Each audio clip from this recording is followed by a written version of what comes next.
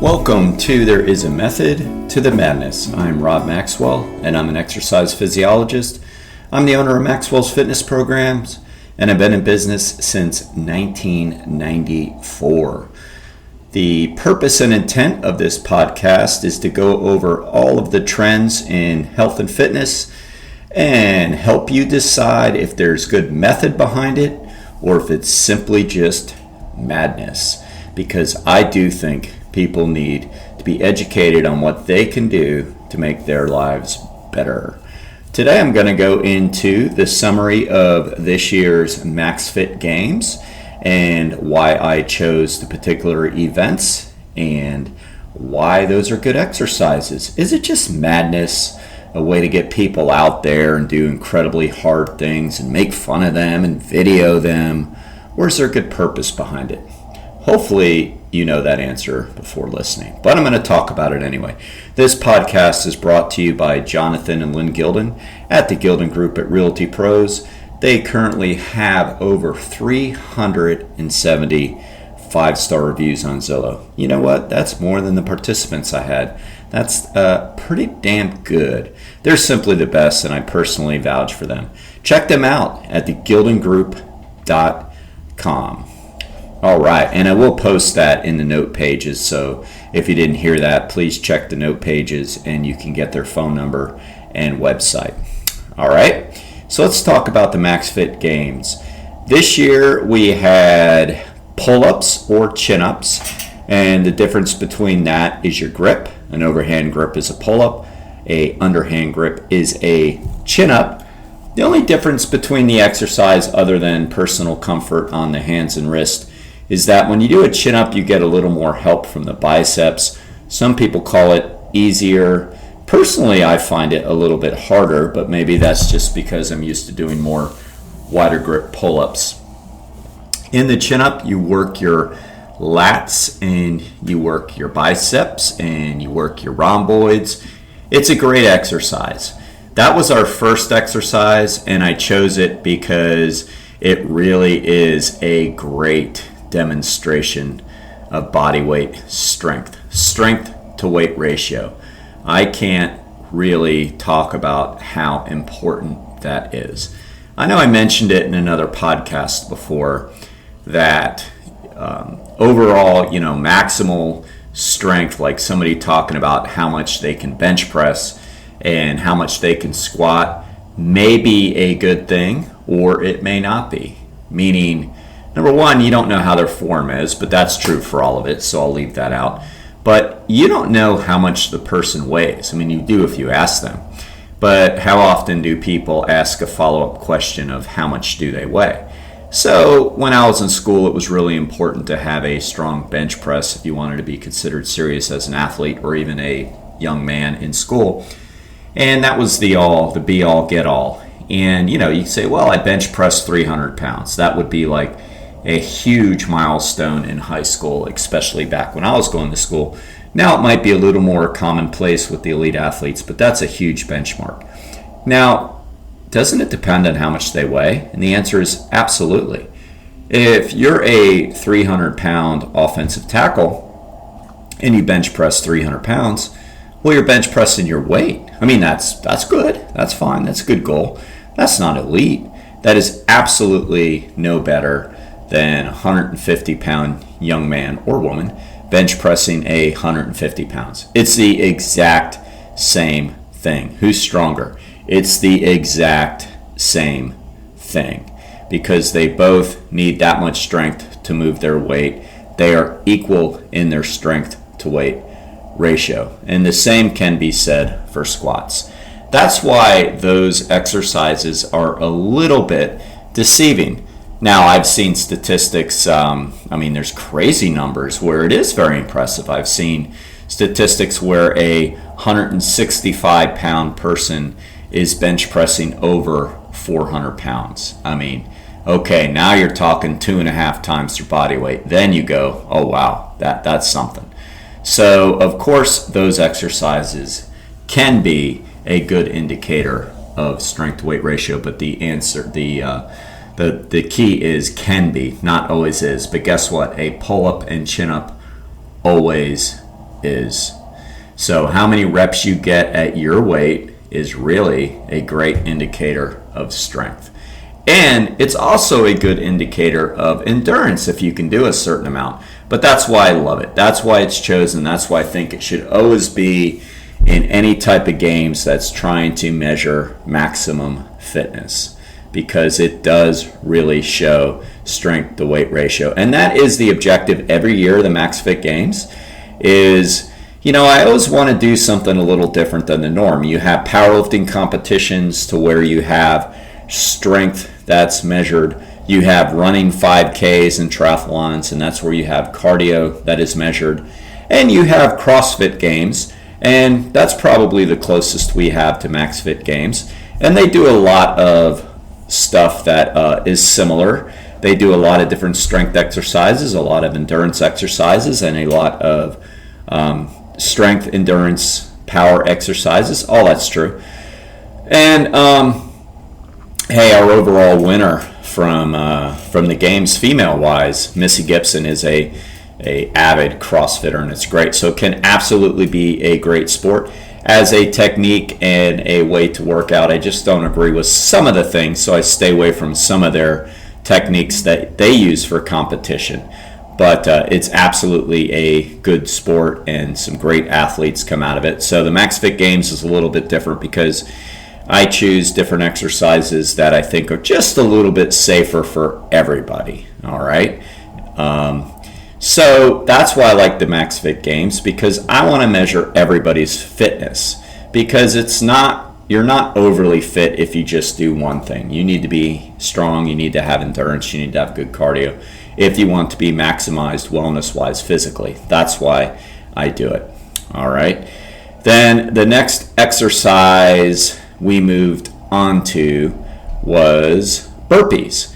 Now, burpees can be done in several different ways. The one way is so you jump down onto your hands essentially, and when in football we used to call those up downs. You basically are running in place, and then the coach blows a whistle, you go down, you basically slam to the ground on your chest, and then he might blow the whistle again, then you jump up. So burpees is that, except sometimes you do a push-up, sometimes you don't.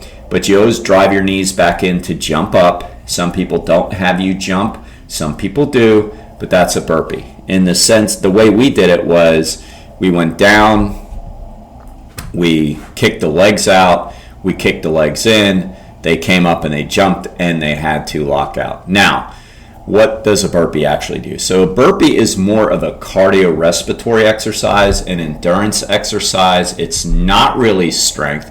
There is some components of strength, though. So obviously you need enough strength to be able to resist your body landing slowly, or you're going to get hurt.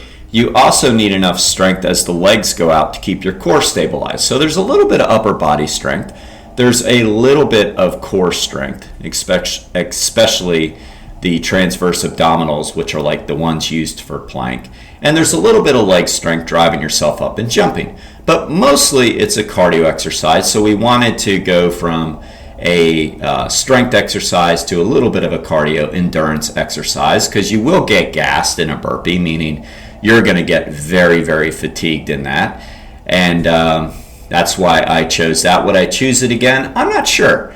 And I'm going to go over that too. It's a maybe. Pull-ups are still absolutely loved what I saw. Burpees was like, maybe. We'll see. Does it totally define what I think of fitness? Is it an exercise I would prescribe for people? No, I wouldn't prescribe it. If it's something in a boot camp or a warm-up or a group fitness class as a way to break things up, sure. But, it's a maybe. We did have some great numbers with that. I would share how many, but I really don't know. I do know for the men on pull-ups, it was as high as 22. That's in a minute. I mean, that's really good. And for the women, I believe Missy got 15 or 16, something incredible. I mean, unreal. And Kelly, who was next behind her, got 12. I mean, these are females doing strict, they did pull-ups. That's pretty damn incredible. All right. So, gosh, it's funny. I'm having trouble remembering the order I was judging. It was pretty chaotic.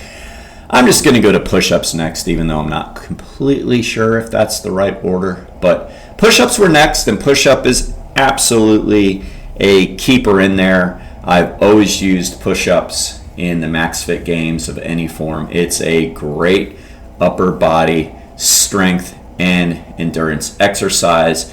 It works your pectoralis major, it works your deltoids, it works your triceps, it also works your core, your transverse abdominals like the burpees do, because it's keeping your spine straight the whole time. We did them strict, modified for women, which means off the knees if they chose to. And the women who chose to do standard push-ups got 1.5 reps to keep it fair, because look, it's harder to do a push-up. Some wanted to challenge themselves and do a push-up, and some couldn't. So we wanted to make sure that they could have a way to compete, and so they did modified push-ups. But either group had to bring their chin to the ground, because we have, look, human nature, everybody is going to find an edge. It's not like they're necessarily being deceitful, but first, if you see somebody doing it a certain way that looks easier than you, you're going to copy it. It's human nature. So we came up with as many rules as possible to try to get away from that, and to make sure everybody got full range of motion. They had to bring their chin to the ground, but their chest and stomach could not be on the ground. That way there wasn't anybody laying on the ground and then flopping upwards. If they had a break, they had a break in a plank position, or what I guess people call an up dog position. They could not rest on the ground, or they were done, and it was timed for 1 minute. That was also great. Again, that's an absolute keeper. I don't know exactly. I think the leader in that again was Missy, and I think she got like 52. I mean, that was more than most of the guys. I mean, that's crazy. I do believe our overall winner, Mike, got like 70 or something, and that's in a minute. So that's pretty darn good. Oh, and by the way, I have a pull-up, which is really hard. If women were unable to do a pull-up, which some, that's true, and it's very hard, by the way. So here's a little method to the madness, or science for you. So women in their upper body are 50% weaker than men. That's just the way it is. Hear that landscaper going by? I swear I think he lingers outside the window on purpose. Maybe not. I just like to take everything personal. So it's a lot harder for women to do a pull-up. They're 50% weaker in their lats and biceps. That's just the way it is. And by the way, only 30% weaker in their lower body. So 50 upper, 30 lower weakness-wise. So that's significant. So the ones that could do the pull-ups that were women, that basically means they're 50% stronger than their male counterparts. And the ones that can't, that's okay. So we enabled them to do a hang. That's where you put your chin over the bar and you hold it as long as you can. If they can make 15 seconds, that was equivalent of 1 rep. Because we wanted everybody to be able to compete, right? Because, I mean, look, studies also show not only men versus women, but age. And we do lose some strength as we get older. So if you're older, can't do a chin-up, that's a great goal. But we want people to be able to compete, because there are, things that naturally decline, but you want to be the best you can be. All right, and then we did an air squat. Again, not completely sure of the order. Air squat, I would absolutely keep in there. An air squat just means a body weight squat. A squat, as I've said, I don't know how many times, is a phenomenal exercise. It works your quads and glutes mostly, secondarily your hamstrings. And then you have your stability muscles, such as your calves, because they're supporting your ankle, and very much your core muscles, keeping your spine up. Now, we didn't grade on technique other than making sure you get parallel or below and all the way up. So in other words, some of the squats I saw would make me cringe. And I even said to some people, especially training them for it, I said, look, it's not worth back fatigue or back injury, even worse, to squeeze out a few more bad reps. But again, human nature, and I know this being a psych major, people are going to do what they're going to do. You put them in a group, and they're ultimately going to try to outdo the person next to them, even if that means compromising their own safety, fitness, whatever you want to call it. So, we didn't tell people to keep their chest up. I mean, we advised them to, but we didn't penalize them if they didn't. And I would say at least 50% couldn't care less about it, and they just basically went as fast as they can, as low as appropriate, and came up. Squat's a great event. Again, it always is a great event. It's a great measurement of strength, mostly endurance, but strength and endurance go hand in hand most of the time. Muscular endurance, actually they go hand in hand all of the time. And it's a great lower body exercise to determine that. The 2 CrossFitter women, no, there was 3. There was one who was under 20. She did phenomenal too. I would say they actually had the best form on their squats. They kept their chest up, good, nice, erect back. They go a little bit lower than parallel because they're used to that. But they had phenomenal form. I think the women there led the way again. Thankfully, some of the men also replicated their form. They weren't CrossFitters, but I would say that they tended to dominate that event. I can't think of the numbers, but I know they were really, really high. I believe Missy again was in the 50s or 60s, something incredibly high. I was judging her, so they all had a different judge each time based on just how people rotated in. I remember I was watching her squats, and she was just like clockwork. And she didn't rush it either. She just got this nice pace in the beginning and just maintained it. But yeah, she 50s or 60s, I can't remember, super high number. So the squat's a keeper. Squat is absolutely a keeper. Pull-ups a keeper, push-ups a keeper, burpees not sure. All right, then we had sit-ups, and so sit-ups are not the best exercise to strengthen your transverse and rectus abdominals because a lot of times most of the work for the abdominals is done more in a crunch, which is a shorter version of a sit-up. But of course, as you can imagine, being judges, how in the hell do you judge that? You're saying 2 inches off the ground, your upper back off the ground. That's true. How do you measure it? Because remember, this is a competition. So we really had to be like, okay, we can't do that. So we went with the old military style sit-up test. That is, it's still a good abdominal exercise. It's just not as necessary. A crunch can suffice without the strain on the lower back. But it's absolutely something that you can measure strength and endurance of your core with. No doubt about it. I mean, if you can't do a sit-up, you don't have a strong core all the way around. Because remember from previous podcasts, your core is your abdominals, your lower back, and your obliques. So if you have such low back pain that you can't do a sit-up, well, you don't have a strong core. So that's something to work on. So it's absolutely a good exercise. The way we did it was we stood on or held people's feet, and they grabbed their shirts in a crossed arm position. That way eliminates cheating, because then people can't take their arms and fling them overhead as they come up and get some momentum. We were trying to eliminate momentum on all the exercises to the best of our ability. And they had to cross their elbows over their knees, which were bent, with somebody again holding their feet. We had some great numbers. Surprisingly, that was really hard for a lot of people. That was a tough exercise for people. It's hard.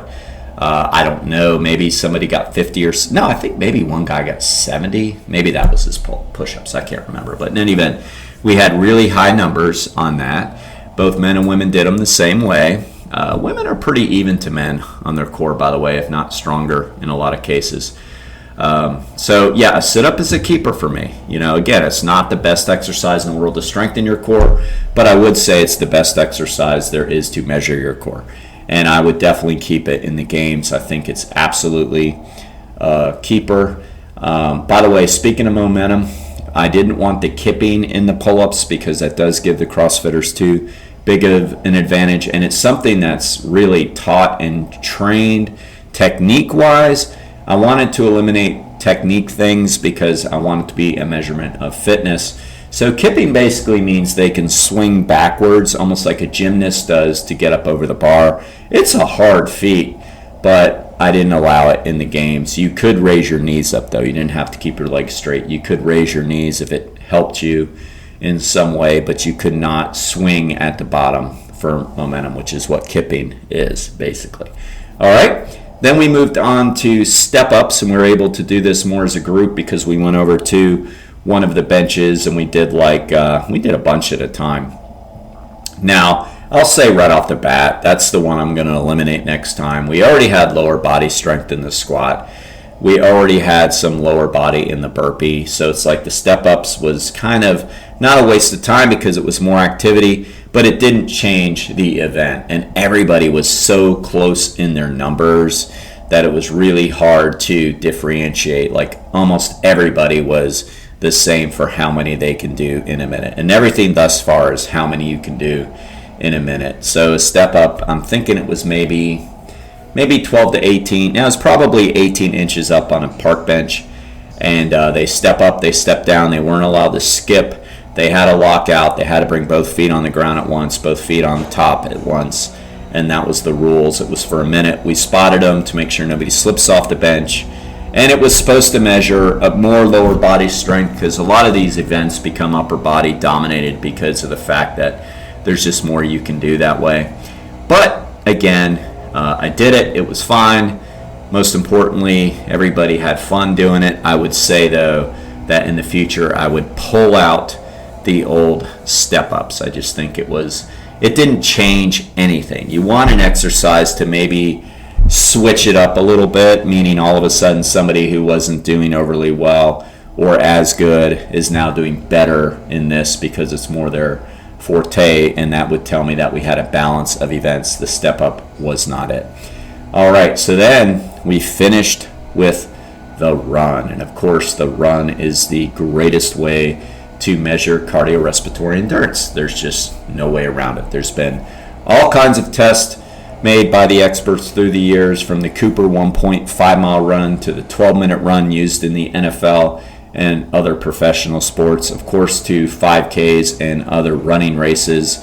The run is used. It's used in the Presidential Council of Physical Fitness test for the kids, and the run is just great. So our run was about 0.9. It wasn't quite a mile.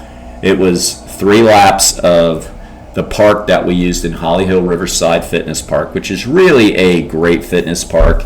If you live anywhere near there, check it out. They got these cool exercise stations where you can do pull-ups and dips and step-ups and push-ups and whatever you want to do. And then they have basically it's a 0.3 lap around the park. So we did that 3 times. We did it as a group. And, obviously, if you haven't figured it out, would always keep the run in. The run plus your strength is just the ultimate, cardio test and ultimate balance of fitness. So absolutely would keep the run in there. And we had some great times. And let me tell you, the top 3 guys came in almost at the exact same time. I mean, within a second. And I thought one poor guy was going to dive. He was coming up from the back. And I'm like, oh, don't dive. We're on concrete, bro. And another guy who was just kind of pushing. And I think he finished. Yeah, he did. He finished 3rd overall.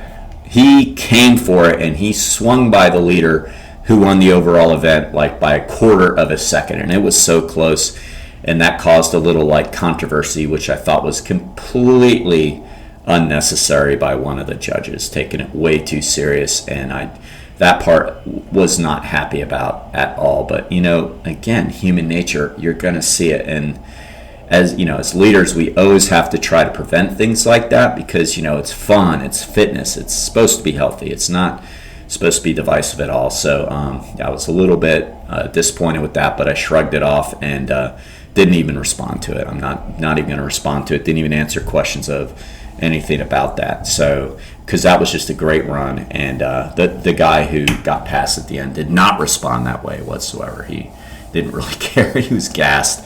They were all gassed. So the run would absolutely stay in there. And it worked out to be an absolute great event. I think we were able to determine max fitness on all the way around. The guy who won the event, Mike, he pretty much dominated from start to finish. Like I said, he barely got eked out on the run, but I think he won almost every other category. Oh, shoot. How could I forget the tire flip? We had the tire flip. How can I forget the tire flip? We did that just before the run. So we had a tire for the men, and, everybody's asking me how much. I think it was 250 pounds, which, it's fairly heavy, but not crazy heavy. It might have even been less than that. And then the woman's tire was maybe 100 and something pounds. Heavy enough. I didn't want to kill anybody on it. I wanted everybody to be able to do it.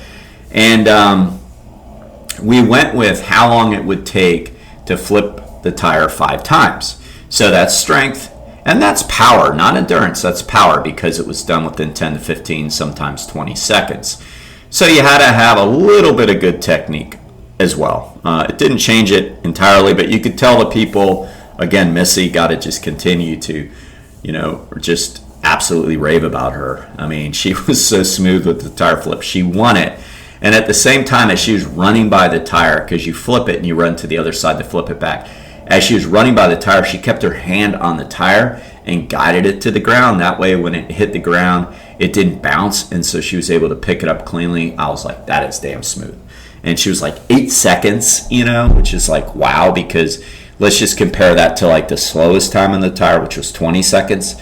I mean, that's huge, right, for 5 flips. And again, the person did 20. They did great too. It's not easy doing this stuff. But again, that brings in the component of power because now you're doing something in a short period of time where it's timed. And you have strength because you have to be able to lift the load. So I thought the tire flip was actually a great addition and something I would keep in there. Now, when you're doing a tire flip, you're doing a deadlift. So you're really working your glutes, your hamstrings, not as much your quads, but you do have some quad at the top, and your rector spinae, so your lower back muscles.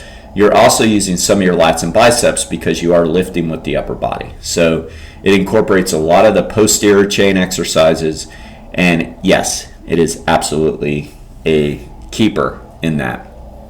All right, so then that wrapped it up. So yes, I think we overall elected our most MaxFit. It was a fun event. It is, not, so the beginning question was, is this just a way to make people work hard and take pictures? No, I think it does a great job of measuring people's overall fitness. You have to be able to run some to win. You have to be able to be, when I mean run some, no, you don't have to be the best runner to win. So that eliminates all the people that just run the 5Ks, right? And I love it all, as you guys know, but it eliminates them. If you can't lift your own body weight and stuff, but you can win a 5K, no, you're not going to win an event that measures absolute fitness. You also have to be able to handle your own body weight with pull-ups and push-ups. You also have to have some power and lift some external loads like a tire. So yeah, I think it really did a good job of measuring the overall fitness of people. If I eliminate one thing, it is the step-ups. If I bring in something else, it would be dips, body weight dips. I thought about it, but in the beginning I had just too many people saying, well, some of the women can't do dips. It's like, we have to be able to come up with a modification like we did for push-ups and pull-ups where that's the case, because a parallel bar dip is just such a great way to measure upper body strength. If you've ever seen it, that's where you hold like 2 railings, kind of. You'd see like a railing, and then you dip down. Some people dip more, like bend their chest more. Some people stay more upright, but in any event, you dip down until your upper arms are parallel. And it's a great exercise. I would add that. If you're listening to this podcast and have other ideas, let me know, because we're absolutely going to have more of these and train people for these, because it's a great way to train for strength. I mean, think about it. If you just did those movements, you'd be strong, right? I mean, absolutely. One of my remote clients, Sydney, that's pretty much the equipment she has. She has a pull-up bar. She doesn't have a lot of machines, has very little free weights. So we do that, and let me tell you, she's very, very strong. So it's not the modes per se all the time, it's how you do them. Focus and form, the 2 F's, are so critical to how we do things, and your motivation. What are you trying to do? So, all right, it was a wrap. I want to thank our second sponsor, the Istanbul Turkish Mediterranean Cuisine. They are phenomenal. They have great salads, great vegetarian options in Ormond Beach. You can place an order or check them out on istanbulflorida.com. Until next time, be Max Fit and be Max Well.